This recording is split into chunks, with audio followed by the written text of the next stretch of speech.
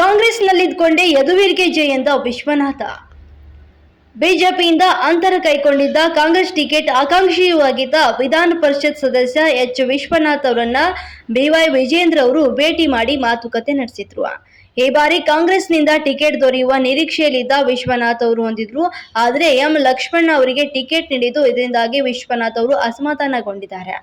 ವಿಜೇಂದ್ರ ಅವರ ಮನವಿಗೆ ಸ್ಪಂದಿಸಿದ ವಿಶ್ವನಾಥ್ ಯದುವೀರ್ ಗೆಲುವಿಗೆ ಶ್ರಮಿಸಲಾಗುವುದು ಅಂತ ಭರವಸೆಯನ್ನ ನೀಡಿದ್ದಾರೆ. ಮುಖ್ಯಮಂತ್ರಿ, ಉಪಮುಖ್ಯಮಂತ್ರಿ, ಕಾಂಗ್ರೆಸ್ ನಾಯಕರಲ್ಲಿ ದಯಮಾಡಿ ಕಾಲ ಮಿಂಚಿಲ್ಲ. ಕಾಂಗ್ರೆಸ್ ಅಭ್ಯರ್ಥಿಯನ್ನು ಹಿಂತೆಗೆದುಕೊಂಡು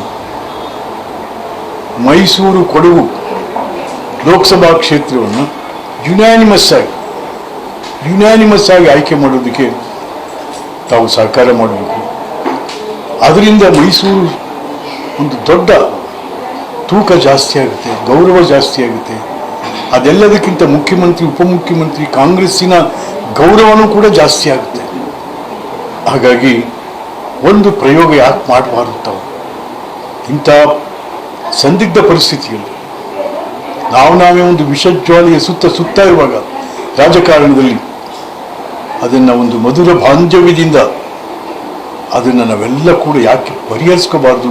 ಈ ಮೂಲಕ ಮಹಾರಾಜರನ್ನ ಯುನಾನಿಮಸ್ ಆಗಿ ಪಾರ್ಲಿಮೆಂಟ್ಗೆ ಕಳಿಸುವಂಥ ಯೋಚನೆಯನ್ನು ತಾವು ಮಾಡಬೇಕು. ಇದು ಮತದಾರರ, ಪ್ರಜೆಗಳ ಎಲ್ಲರ ಆಗ್ರಹ ಮತ್ತು ವಿನಂತಿ ಇದೆ.